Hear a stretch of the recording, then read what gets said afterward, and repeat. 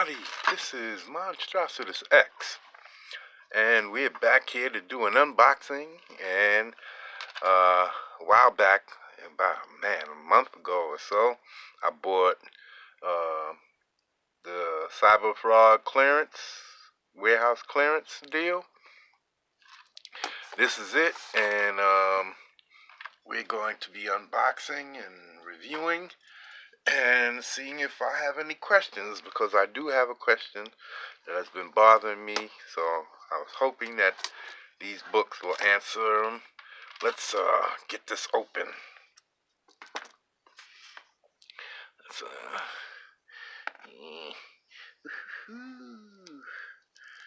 well, Ethan, we'll see. The box is in good condition. Well, it's been beat up a little bit. You can see it's been beat up a little bit. It's kind of got mushed on the edge. See, there's a corner there that got smashed here, but it seems like everything on the inside. See, on the bottom got banged. You can see the edge right here where the edge where the box is actually protecting. So even on the inside, it's a little beat up. You see the corners got dinged. Got a little mashed, but because they're flat comic books, I don't think there's any problem with anything inside. So let's get this bitch open. I got the wrong blade for this. I gotta get me a nice, good one for. It's okay, but I got some big ones. I need to whip them out. Let's see what we're working with here. See what we're working with here. Well, that hook ain't no good. Dull as hell. I have to get something special just to get at that.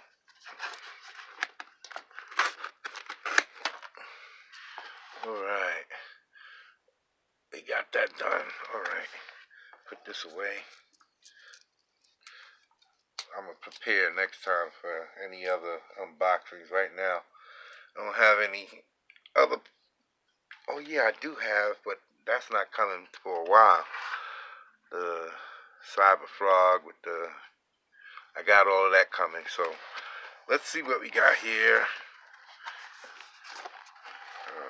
I'm not going to get that big thing for that no more. Let's see what this little one will do. Make sure we don't cut nothing. Okay, alright, it's overlapped, so there's no cutting. That's a good, smart way. Make sure that nothing gets damaged. See, there's a little overlap right here where the tape, so even if you do cut it, it's not going to cut through your bag or your Cyberfrog.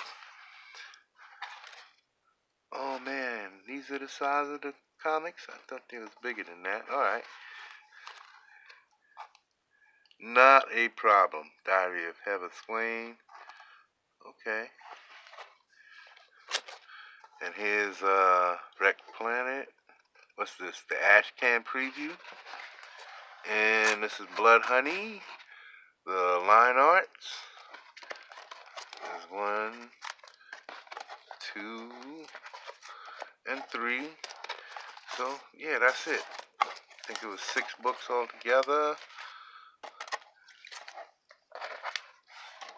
And there's 1, 2, 3, and then 4, and then the 2 zines. I think that's what he called them, ash cans. And I got some stickers in the back here. Let me open this up. Well, we can see as a review, the boxing is good. The condition of the books are good.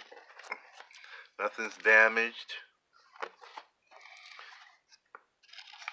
Let me move this up so y'all can see. All of this is looking pretty decent, man. Let's see. I'm gonna have to read this and see if I'm gonna get anything about the story that I was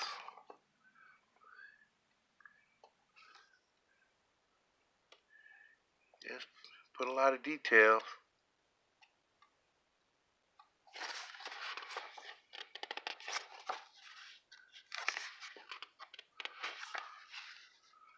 Cyberfrog 98, Amphibionics. Diary of Heather Swain. Oh no, these aren't the early books. Oh, so I'm not going to be able to find out what I want to. I thought I was supposed to be getting, what's his face?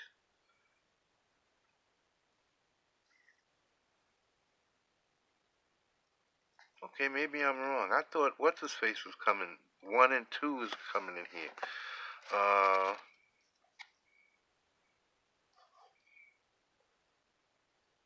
And Unforgettable Tales. That's what I was thinking was coming in here. That's my fault. Okay. All right. I guess not.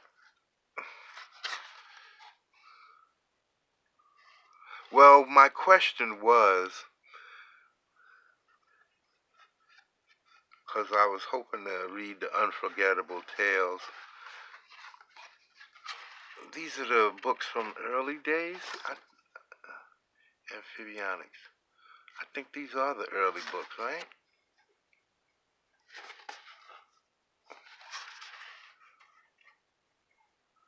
Trying to see how different you drew from what I've seen you draw now, or is this newer looking stuff? Or the knees? No, the knee is not the old stuff. That's the new knee. Oh yeah, okay. This one has the old looking knee in it. Yeah.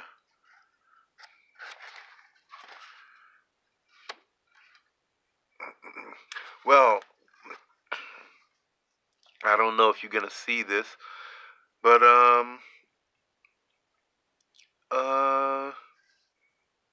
the question I had is if Cyberfrog came from another planet and he was accidentally turned into a frog instead of a humanoid form, why do all of his enemies kind of represent frog type of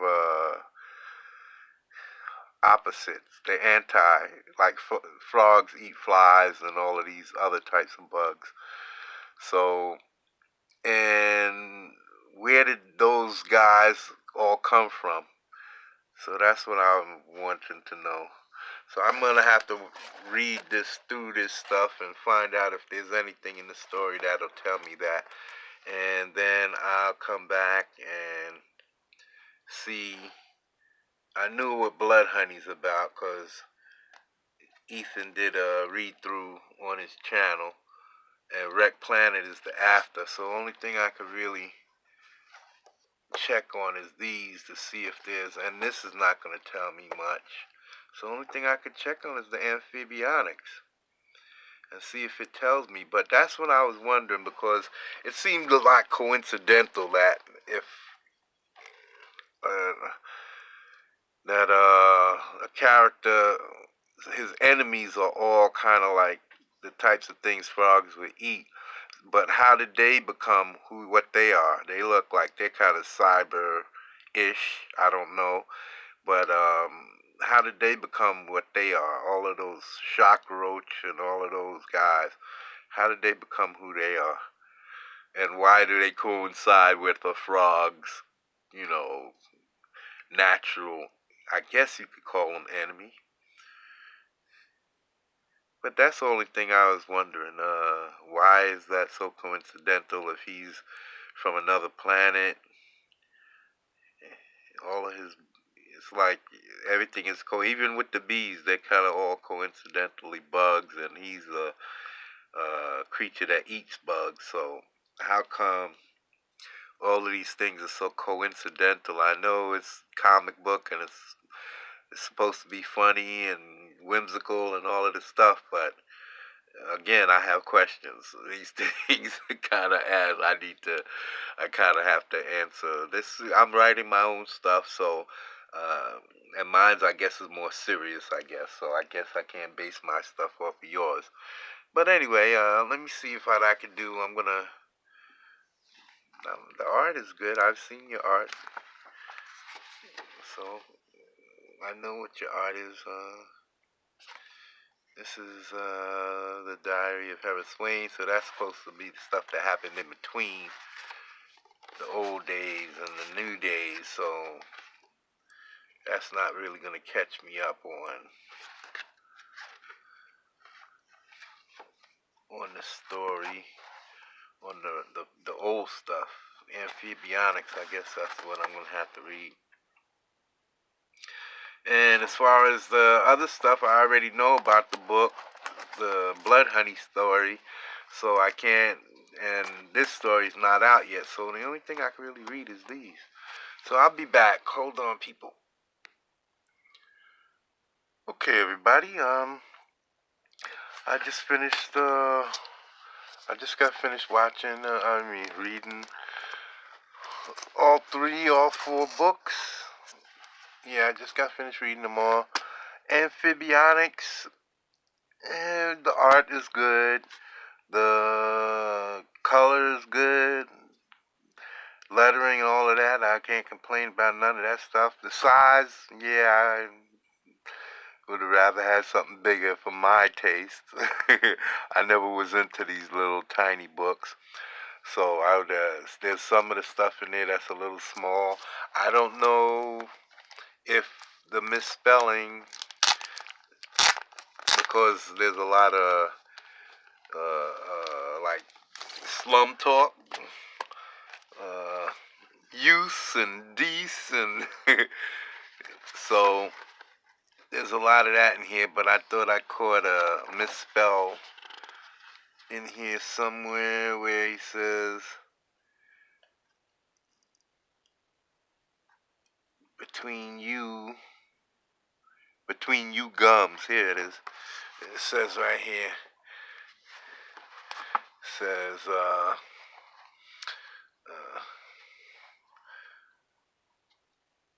I was lying. I was lying. This is a hold on.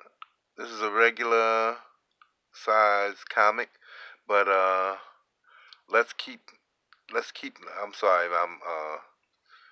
It's the between the glare and my eyes and everything else. Okay, there's more glare on the paper than maybe I could read it through here. The camera, it's blurry. I'm getting blur. Okay. Okay, here we go. Maybe we could keep the bluff between you gums and the frog.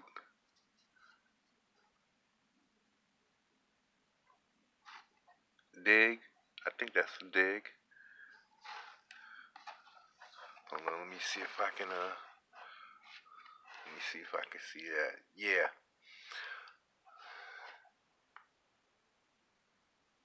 Between you guys. Okay. And the frog. Between you guys and the frog. Okay. It wasn't you gums. My eyes is getting bad. Well, not really. This is a smaller book than the regular comic, so the letters are a little bit tinier. So yeah, I guess my eyes are getting a little bad for pushing on that 60. I need to do more eye exercises too. But anyway, it's not a mistake. It's not a mistake. But other than that, the art is good. Like I was saying, there's nothing wrong with the art. The story, there is no story. There is no story. This is just an incident that happens a day in life. That's what this is. So there's no real anything leading anywhere, going anywhere. There's just something that happens. So it's just There's a lot of action, I guess you could say, a lot of action, so you got that. But other than that, there's no real story, in my opinion. It's just Cyberfrog, these wacky nuns, and the bear guy just come together and start fighting. Basically, that's it. The Diary of Heather Swain. I wish you would have told, uh, like, shown more how she survived over the years. That would have kept it a little bit more action because I didn't find too much action in here. Guy's face blew up. Is that this one? Somebody blows up in here. I think something. Yeah, somebody blows up in here. Oh no! The cop starts leaking.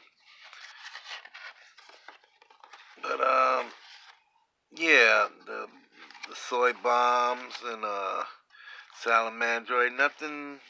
Yeah. Oh yeah, the question that I was asking about where they came from, the bad guys. They're some kind of cyber blend, genetic enhanced, and let me see if I can find where she says shock roach. Superpowered organized crime. Okay, members of brother. Okay, infested. Okay, here it is. Let's see if I got it right here. Yeah, back then. No, sorry about that. Back then, Philadelphia was infested with these weirdo insect-human hybrids and clones. So these insect hybrids, where did they come from? Like, I don't have maybe the amphibionics, not amphibionics, the unforgettable tales has the story in it. I don't know. Maybe it's in the big book. I didn't buy that one. Cyberfrog is a little bit on the too funny, jokey side for me. I would say just a little bit, so not seriously. It's just that I don't fully understand the story. Um, I don't understand the bad guys. I don't understand Tramadeus. How he has the ability to make keys pop out of nowhere. That's why I'm saying it might be a like I know they said y'all say that comic books are supposed to be fun and whimsical and all of that, but it feels a little too whimsical for me in this particular story. That and with the characters, just with the bad guys, why would anybody want to become an insect person unless there's extreme amount of upside? Um, and a lot of these guys look kind of really horrid. So again, that's the only thing with me. But then again, I'm an older person drawing, writing stories and drawing. So, and I believe a lot of these characters came from a younger 19-year-old Ethan Van Sciver. But even then, I had, I tried to, well, he's doing it, I'm not, so I can't really complain and give any advice. But I just, for my taste, I need a little bit more on the characters, on why they are and why they're bugs, why everything is perfectly set up for a cyber frog, for a frog character. Bees, bugs, roaches. Tramadeus, I think, is the only one that's not bug related. And then the Vespis are all bees, bugs, wire, everything so neatly packaged. So that's the only thing I have a question about. But other than that, the art is great. I have no complaints about that. A little too much pink for my taste. I don't think there was that much pink back in the days. But other than that, well, in that picture, other than that, I don't think there was a whole lot of pink throughout here. So I can't make that. Just because I saw pink then, I'll just cross my brain about the lighting, the bisexual lighting. So, nah, there wasn't that a whole lot of the pink and stuff in here. So I guess I was just a passing thing. So don't take that as a criticism on it. No, everything is good except for, like I said, the stories were a little light. It wasn't a whole lot that I could dig my teeth into as far as storylines go. Um, Cyberfrog Wreck Planet preview, again, not much there to go on. He got into a little scrape fight with a Vespis and followed him home, I guess. But that was it because it's short and it's just a teaser.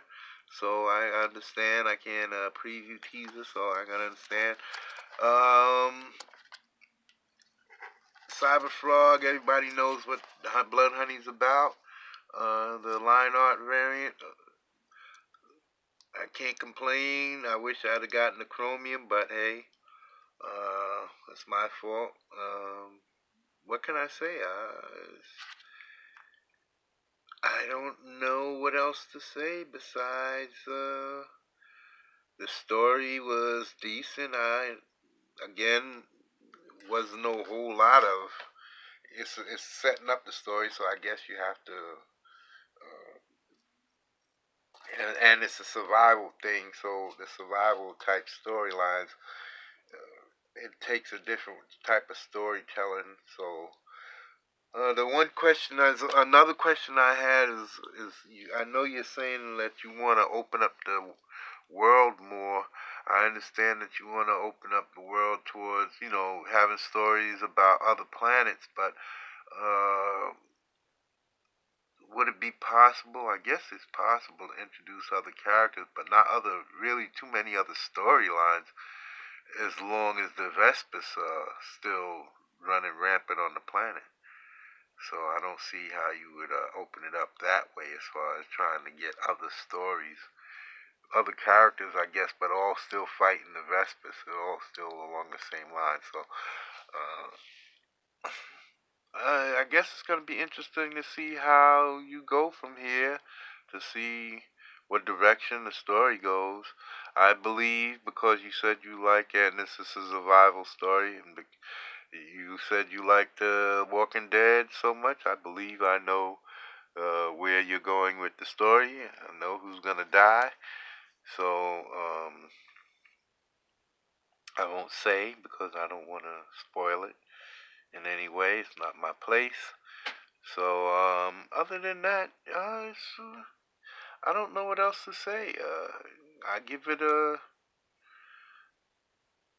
because it's there's not a lot of story in any of these books. That's the only place that I would give a low scores. But the art and everything else is there. But yeah, there's no story for me to really grab on. This everything is set up as far as Blood Honey is concerned. It's all mostly exposition. There's a fight. There's some fighting in there, but I knew what I was getting into. I'm not complaining because I saw Ethan do a read through on his channel, so I knew what I was getting. And so it's just that there's no way to see what's coming next. So that's the way it should be. So yeah, that's all.